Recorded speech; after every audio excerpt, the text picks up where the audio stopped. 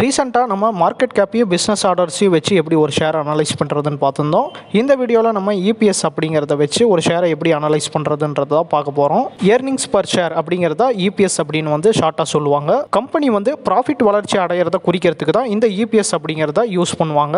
EPS அப்படிங்கிறது கம்பெனியினுடைய business result வெளியாகும் பொழுது இபிஎஸ் அதிகரிச்சிருக்கா இல்லை குறைஞ்சிருக்கா அப்படிங்கிறத பற்றின தகவல் நம்மளுக்கு கிடைக்கும். இபிஎஸ் தொடர்ந்து அதிகரிச்சுட்டு இருக்கிறப்ப ஒரு கம்பெனியினுடைய ப்ராஃபிட்டும் வளர்ச்சியில் இருக்குது அப்படிங்கிறத நம்ம தெரிஞ்சுக்க முடியும். அதே போல் இபிஎஸ் ஏற்ற இறக்கத்தில் இருக்கிறப்ப ஒரு கம்பெனியினுடைய பிஸ்னஸ் ப்ராஃபிட்டும் ஏற்ற இறக்கத்தில் இருக்குது அப்படிங்கிறத குறிக்குது. அதே இபிஎஸ் குறையிறப்ப ஒரு கம்பெனியினுடைய ப்ராஃபிட்டும் தொடர்ந்து குறைஞ்சிக்கிட்டு இருக்குது அப்படிங்கிறத குறிக்குது.